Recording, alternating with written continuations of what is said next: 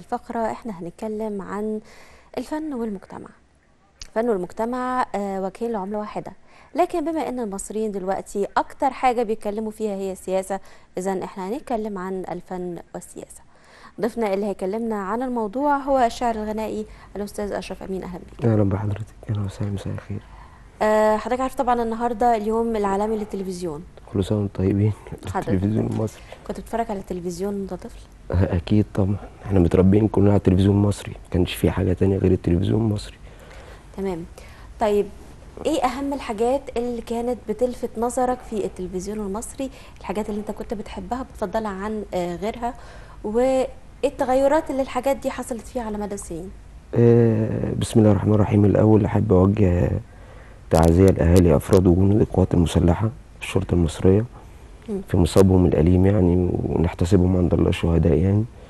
اكيد. بعد كده احنا اصلا اتربينا على التلفزيون المصري وكل البرامج بتاعته اللي كانت تنفع تخش كل بيت اصلا. يعني احسن حاجه في التلفزيون المصري ان هو انت كنت تحسي انك قاعده جوه بيتك زي بيت العيله اللي احنا فيه ده. ان انت ما تبقيش خايفه على اولادك ان يتفرجوا على حاجه او كده. مفيش اي مواد خادشه للحياه، بالظبط. مفيش اي اما مواد انت دلوقتي بتقدم ما حاجه. تضمنيش طبعا انك، لان كل شيء مفتوح حتى في النت، مش على قد القنوات بس يعني. تمام. كل شيء متاح وكده. في التلفزيون المصري كان عامل خصوصيه للبيت المصري وبينشر قيمه وبيدي الاطفال اللي احنا اتربينا عليه. يعني بناخد كل حاجه ستيب باي ستيب، مش دلوقتي تحس ان الاطفال خلصوا كل حاجه وهم صغيرين يعني. خلصوا المناهج قبل ما يبتدوا خلصوا يدرسوا. كل حاجه. ده لما يكبروا ممكن ما يلاقوش حاجه يستمتعوا بيها. يعني دي مشكله بتواجهنا جامده جدا. تمام. عشان كده يعني لازم يبقى في تقنين اكتر الحاجات دي شويه متهيألي. طيب يا استاذ اشرف، انت شاعر، وبناء عليه اعتقد انه كان في مواد معينه كانت اكثر لفتا لنظرك من مواد تانية فيما يقدمه التلفزيون. كنت بتحب ايه تحديدا؟ انا كنت بحب جدا يعني، هي كانت حاجات بتكبرنا قبل سننا، لان هي كانت يعني تحس انها محترمه طبعا. يعني طبعا الاطفال احنا كنا بنتفرج على سينما الاطفال وماما نجوى وبقلظ وكده. يعني في حاجات كانت فعلا مؤثره لغايه دلوقتي في وجداننا، حتى في النت ممكن نقعد نشير على الفيسبوك الحاجات دي بنستعيد بيها ذكرياتنا. وكانت بتعلمنا حاجات كتير وبرامج محترمه. اخترنا لك مدام نجوى ابراهيم طبعا يعني. الحاجات دي كانت مؤثره فينا جدا، وكنا بنستنى الفيلم. كنا بنستنى الفيلم العربي، بنستنى المسرحيه، بنستنى ماتش كوره يوم الجمعه عشان نشوف حديث الشيخ الشعراوي. يعني في حاجات كده كانت تريد مارك التلفزيون المصري احنا بنستناها على طول. ما طيب خلينا اسالك سؤال تاني. اتفضلي. يعني الاجيال الاكبر سنا من الشعراء الغنائيين، مين اكتر حد فيهم انت كنت بتحبه، ومين اكتر حد فيهم غير انك انت بتحبه اتاثرت فيه في كتابتك؟ انا كنت بحب جدا الشاعر الغنائي مرسي جميل عزيز، لان كنت بحس ان هو غير ادوات الشعر والكتابه هو فيه سنس عالي جدا.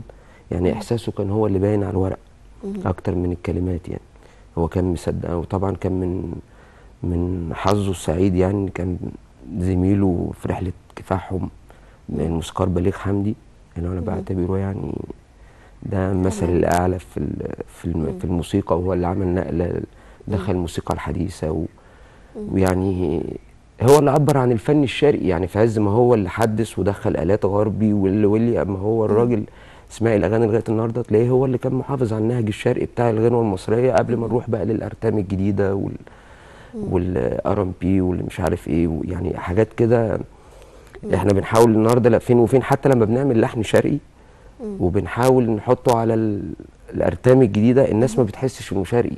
هي بتفكر ان خلاص هو بيفقد شرقيته. بالظبط. اما احنا لو غنيناه سنجل لوحده انت هتحس انك بتسمعي لحن شرقي، فالناس ممكن ترفض تقول لك لا انا عايز اسمع شرقي تاني وبتاع.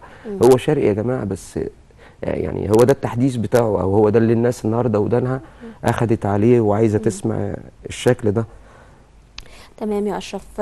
طيب ده المؤثرين اثروا في اشرف ازاي؟ والله هم يعني خلونا على يعني على الاقل شيء ان احنا يعني نعرف يعني فن.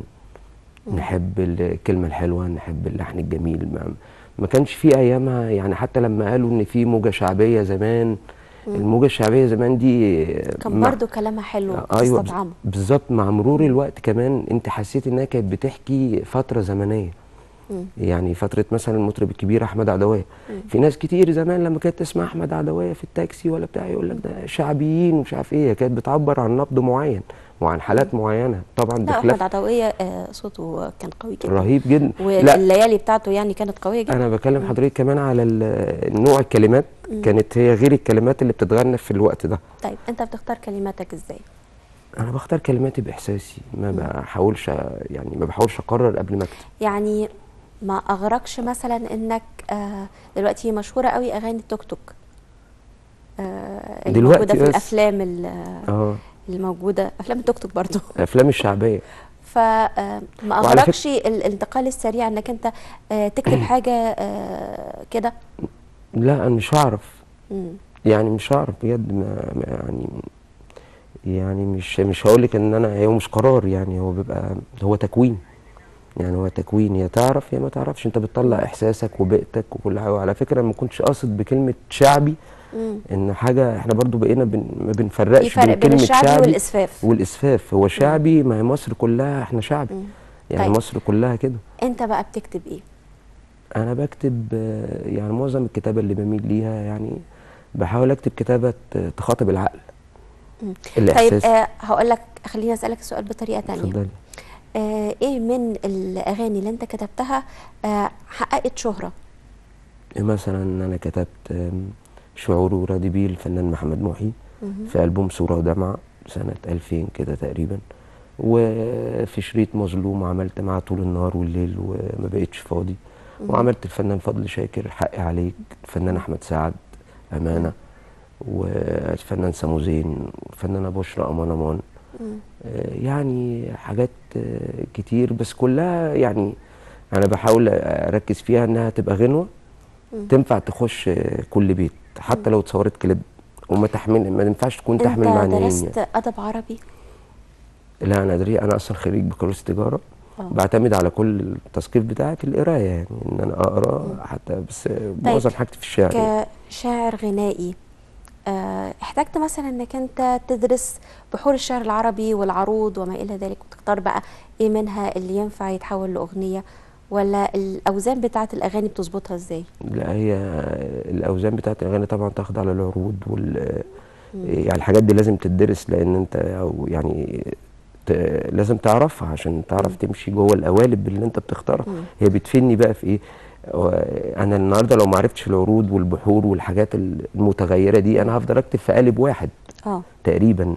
يعني ده اللي بيواجه معظم الشعراء اللي خارجين جداد، تلاقيهم ايه لما بيجوا يسمعوكي حاجه ودانهم فيها موسيقى معينه، قالب بالظبط عروضي واحد يفضل يعمله على بالظبط طول. فبالتالي الملحن لو خد منك حاجه وعملها وعجبته، لما يجي ياخد التانيه هيبقى قدامه نفس طيب هسألك سؤال تاني بما انك بقى طلعت قاري في الموضوع، وانت بتتكلم على العروض، هل بحور الشعر العربي المختلفة بتدي إيحاء بأوزان موسيقية مختلفة؟ يعني لما تختار مثلا بحر الوافر، ده بيبقى ألطف مع مثلا وزن موسيقي معين، سيكا مش عارفة حجاز أو ما إلى ذلك، ولا انا ما ولا بتسيب ده للملحن هو بقى يشوف هو هيحسها ازاي؟ بالظبط، انا بركز انا في الكلام اللي بقوله، بس بركز ان انا اديله يعني ايه، يبقى قدامه بحر واسع، مش من بحر، مش من البحور، يعني قصدي اقول ايه، انا ما امشيش على نفس القوافي، ما امشيش على نفس القوالب، اخلي مقاس الشطرات مش واحد، بحيث اديله مساحه ان هو يطول في اجزاء بالظبط، معينه ويعرف يروح يغني يعني. بالظبط يغني، ويعرف يروح من مقام لمقام، لان انا لو فضلت ثابت انا هفرض عليه الجمود اللي انا عامله. يعني هو لو بقى شاطر ونقل من شطره لشطره مره، طب هيروح فين من الثانيه للثالثه؟ هيروح فين من يعني مش كده بقول لك، هو مساحه. بالظبط، عشان كده بقول لك كل معظم اللي بيكتب لازم يعتمد على ده، ولازم يقرا في ده، عشان فعلا لما كلامه يعني ممكن ما يعجبش حد او كده، هو مش هيبقى عشان هو احساسه وحش او كاتب في فكره وحشه، لا عشان ملحن مش هيعرف يبقى ساري معاه ويروح معاه لكذا سكه.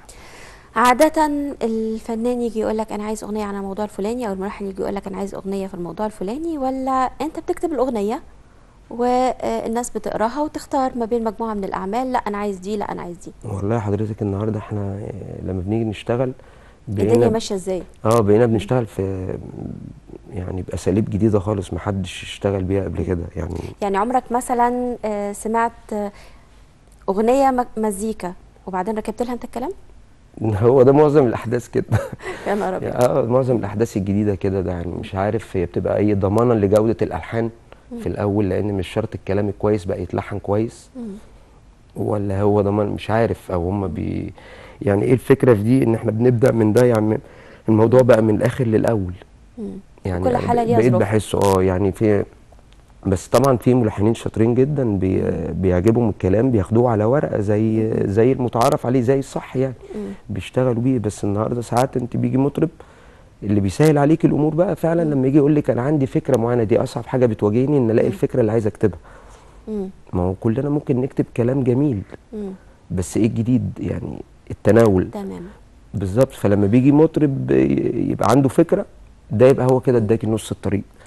الاحداث الكبرى غالبا بتطلع فنانين او بتشهر فنانين بتكون الناس بترتبط بيهم. يعني مثلا ثورة يوليو 23 طلعت المجموعة الخاصة بعبد الحليم حافظ ومجموعة الملحنين والناس اللي كتبوا له، كان مساحات من الإبداع الخاصة. لو اتكلمنا على 25 يناير و30 يونيو طلعوا ايه؟ والله في اسماء معينة نقدر نقول انها موجودة على الساحة بقوة على مدى السنتين اللي فاتوا، ولا هو اللي حصل انه كل واحد عمل اغنية او اتنين وخلاص؟ هو الاغاني الوطنيه اللي اتعملت يعني انا حاسس انها اتعملت معظمها لمجرد ان احنا نعمل يعني تحسي ان انا يعني لازم اعمل حاجه.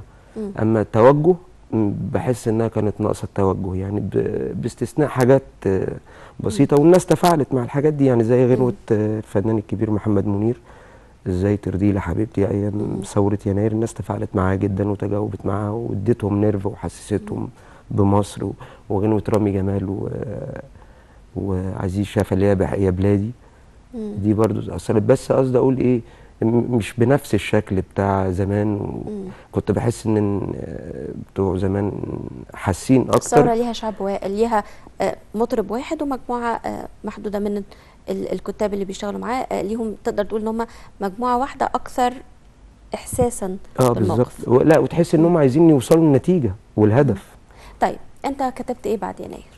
انا كتبت في يناير بعد حوالي، انا ما تجاوب ما انفعلتش على طول، انا قعدت اتفرج كتير يعني ثوره لغايه ما تشبعت بالتجربه. يعني ثوره يناير كان في، احنا معظمنا ثوره يناير لما قامت فجاه، هي تعتبر قامت فجاه، يعني في ناس كانت نازل الاول تعترض على معاملات معينه او وبعدين تحولت. يعني في الفتره دي احنا قعدنا 18 يوم لجان شعبيه وعند البيت وكده، فانا اتفرجت على المصريين على جيراني في الفتره دي. فكتبت ايامها الثوره كشفت كتير، غناها الفنان حميد الشاعري ولحن صديقي مصطفى شاوي.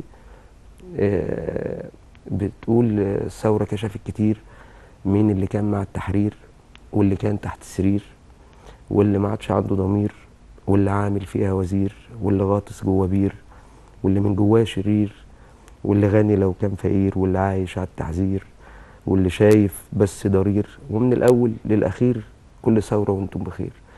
انا طبعا يعني مش قايلها كلها، هو كان كلها هو يعني دي اللي في قالب واحد اللي زي ما كنتش كاتبها عشان تتغنى بصراحه. كنت كاتبها كلام نوتس يعني على الفيسبوك. امال اتغنت ازاي؟ هو صديق الملحن مصطفى شوقي عجبه الكلام، وهيج بيقول لي انا هشتغله. بالظبط هشتغله. والفنان حميد الشاعري سمع وتجاوب معاه جدا، لدرجه انه غنى دويتو مع مصطفى، يعني غنوا على اليوتيوب وليها مشاهدات كويسه جدا. بس ما حالفناش الحظ ان احنا نصورها فيديو كليب. وما اعرفش انا في الاخر ليه قلت ومن الاول للاخير كل ثوره وانتم بخير. ما اعرفش بعد 3 شهور تاريخها كده يعني نازله في التاريخ ده كل ثوره وانتم بخير. انا حسيت ان بعد ال 18 يوم الناس كانت في ال 18 يوم دول حاجه يعني حاله مختلفه تعدي مصر بر الامان. نوع الناس بعد كده حسيت انهم رجعوا تاني لنفس اشخاصهم. مش فحسيت ان احنا لسه شويه. 30 يونيو فرقت ايه عن 25 يناير؟ 30 يونيو دي حاجه تانيه خالص. انا شاركت فيها يعني مش بالكتابه، انا شاركت فيها زي اي مواطن، نزلت كل الايام وكل حاجه، لان انا كنت حاسس ان بلدي بتضيع مني. فكنت زي اي ناس نزلت الكم الرهيب ده، الناس دي كلها جالها الاحساس ده، يعني احساس مواطن مصري بسيط حس ان بلده بتروح، فنزل ووقف في الشوارع. انا حاسس ان دي اصلا يعني هو تعديل مسار للثوره. انا حاسس ان ال 25 دي اهداف نبيله وممتازه جدا لا غبار عليها، بس راحت. يعني راحت لسبب من او لاخر، تهنا بيها سنتين كده وشويه. 30/6 بقى دي المفروض انها رجعتها. المفروض ان ربنا يكرمنا الفتره الجايه ربنا يكرمنا ان نقدر شاء الله. نحقق كتبت اهدافنا ايه منها. بقى؟ انا كتبت بعد 6 شهور من الثوره الاولى برضو او 8 شهور كده، كتبت حاجه اسمها شعورك ايه بعد سقوط النظام. حاسس بفوضى ولا حاسس بانتظام؟ نلت خلاص الحريه والعداله الاجتماعيه، ولا ليك طلبات لسه مستخبيه؟ ده بعد 25 يناير. بس بعد سنه ب6 واحده. شهور. عايزك تقول بصراحه جبت كام في المية، ولا الحقيقه انك عايز تصول تقويه في الصدق والامانه واحساس المسؤوليه. الثوره شيء جميل لكن مش تمثيليه، جزء تاني وتالت ونهايه مش منطقيه. ساعتها راح تمل وتلعن ابو القضيه. العيب لو حرامي وعصابه مفتريه ادينا ارتحنا منهم وقفلنا التكيه، لكن المفاجاه ان العيب ده فيك وفيا. انا كان قصدي اقول بيها يعني ان احنا عايزين نغير. طب نغير عشان ثوره تقعد لازم الناس نفسها تتغير. بالظبط. ده اول شيء. انت هتغير مين؟ ما هي افراد قدامك. طب ما انت منهم، انت نفس المجتمع، وانت يعني احنا المصريين يعني الناس اللي بتحكمنا دي ناس جايه يعني اذا كنت عايز الناس محترفين من تتغير بره. لازم هم انت مصريين تتغير زينا. كمان. مصريين زينا. هو الحل في ايدينا ان احنا نتغير. لو اتغيرنا هنغير. اما احنا عايزين نغير بس ونعيش نقاد قدام التلفزيون قاعدين، ده كويس ده وحش ده كويس. طب احنا ما بنبصش خالص. احنا عملنا ايه بقى؟ ما بنبصش احنا خالص على النقطه دي. ما بنبص قاعدين ده. عشان كده احنا في حاله انتظار. احنا في حاله انتظار دايما ان حد يعمل. عشان كده الناس اتعلقت جدا ب 30/6 اول ما لقت في رمز زي الفريق سيسي او كده، في رمز احنا بنجري ورا حاجه. يعني حاسين المره دي ان في امل رغم التشتت والحاله الضبابيه. لكن ما كتبتش حاجه بعد 30/6 ولا كتبت؟ لا انا ما كتبتش حاجه بعد 30/6 لسه لما لا. يعني انا بقول لك احنا في مرحله ضبابيه بصراحه. يعني لازم نشوف احنا فين. وبعدين احنا قدامنا خطوات وقدامنا شهور لازم نركز فيها جدا. عشان واحد بعدين احنا مصر بتتحارب من كل حته حضرتك شايفه يعني للاسف. طيب الفترة الماضية يعني بقى لها كام سنة شهدت مجموعة كبيرة جدا من البرامج الخاصة بالمسابقات لاكتشاف الشعراء واكتشاف المغنيين والمطربين وما إلى ذلك. أنت شايف إن المسألة دي أضافت للساحة ولا لأ؟ والناس اللي طلعوا منها فعلا دول راحوا فين؟ والله هي من ناحية إنها طلعت ناس. هي طلعت ناس طبعا اصوات لا غبار عليها. احنا بنشوفهم طول الحلقات وبنشوف مستواهم وبنرتبط بيهم وباصواتهم، وبيغنوا قدامنا كل انواع الاغاني، اغاني قديمه وجديده وكل حاجه. فطبعا هم موهوبين وكل حاجه. الموضوع اللي وراء بقى وراء البرامج دي طبعا هو هدف ربح مادي رهيب. لا تمام. يعني هو مثلا اتعملت مسابقات، طلع احمد جمال، طلعت كارmen سليمان، الاثنين مصريين، وبعدين بيعطلوا. يعني الموضوع بيتوقف. موضوع الانتاج اصلا في يعني هي المشكله في الانتاج، هو الانتاج اللي ما بيكملش معاهم بعد كده. مع ان المفروض الناس دي لها طبعا تعاقدات وليها شروط جزائيه وليها بس مفروض. طبعا الفنان على بال ما الفنان مش دوره انه يقعد يخش في الامور دي. يعني هو رايح ورا حلمه، مستني انه ينجح عشان ينزل الالبوم او CD بتاعه فيكمل طريقه. اول ما ينشغل انه يقعد. يعني مثلا كارmen سليمان بالتحديد، يعني عشان انا اعرفها عن قرب ربنا يجعل في نصيب نشتغل معاها قريب ان شاء الله يا رب. كارmen ناجحه بقى لها كام سنه. يعني الموسم الثاني طلع له نجوم تانية وهي لسه بتشتغل في قلب ولسه بتشتغل في ألبوم. فممكن انت اصلا في الفتره دي ما تبقاش انت استفدت بنجاحها وتواجدها انك تعمل لها ألبوم وتنزل. تيجي بعد كده انت بتبقى محتار تعمل لكارmen ولا للموسم اللي بعدها احمد جمال ولا تعمل لمين. هي دي المشكله الحقيقيه اللي بتواجه الوسط الفني دلوقتي. تمام. الانتاج. طيب الى جانب الاغاني اللي احنا عارفينها سواء العاطفيه او الاجتماعيه او السياسيه وما الى ذلك، كان في الاغاني الخاصه بتترات المسلسلات. على مدى الكام سنه اللي فاتوا خرج مجموعه من التترات القويه جدا جدا. ايه اكتر تتر انت بتحبه وفكرت انك تشتغل في موضوع تترات المسلسلات دي ولا لا؟ جدا. يعني انا امنيه حياتي ان انا اعمل تترات مسلسلات او اغاني افلام، لان الحاجات دي بتبقى بتعيش. يعني بتعيش جدا، وبتاخد فترة، يعني المسلسل بياخد على القناة الواحدة 30 يوم 30. بتحفظ الاغنيه، بتحفظ طبعا الاغنيه. احسن من اي كليب على اي قناة فضائية يعني. طبعا بحب الى جانب جدا. اعتقد بتدي لك مساحه اوسع في في موضوعات اكتر، يعني لو والمفردات، هتعمل شغل والمفردات كمان. غنائي عادي غالبا هتبقى يا وطن يا حب، آه، متشكرين خلاص خلصت كده. ده هي دي للاسف، هي دي شكل الغنوة دي شكل الغنوة العربية. هو ده للاسف يعني حضرتك، احنا المفروض ما نكتبش في ما نكتب، احنا بنكتب يا بنحب يا بنكره. مم. احنا بنكتب معظم اغانينا يا حب يا حزن. احنا ما عندناش حالات كتير نتكلم فيها، وده مش موجود على فكرة في معاني الاغاني اللي بتنزل العالمية يعني بره، بيتكلموا في كل حاجة في اي وقت. يعني مش وطني عشان في احداث وطنية. طيب انت بتحب مين من الكتاب اللي من جيلك؟ انا بحب جدا شاعر ايمن بهجت قمر طبعا، لانه هو شاطر جدا. مم. وبحب برضو محمد رفاعي.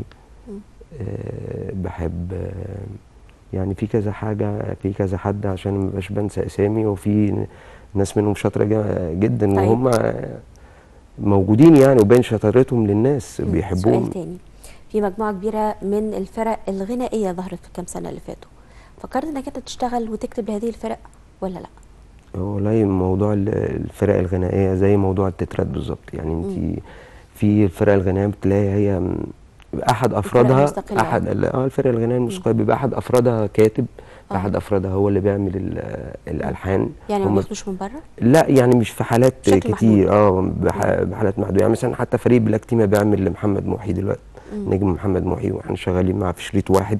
هم جايين يعملوا يعني فاهمة، بيعملوا له غنوة.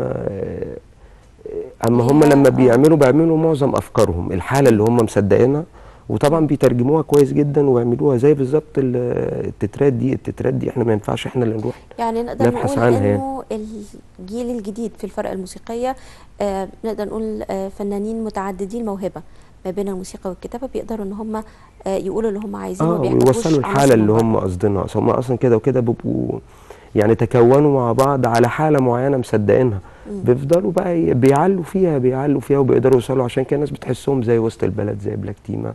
الناس دي لها جماهيرية كويسة طبعا. طيب واحنا بنتكلم على المعوقات اللي انت بتواجهها كشاعر بيكتب اغنية، انت طبعا الحمد لله كده واضح ان الحظ خدمك، وفي مجموعة من النجوم اخدوا منك اغاني، واعتقد طالما اخدوا منك اغاني اذا الطريق نسبيا مفتوح.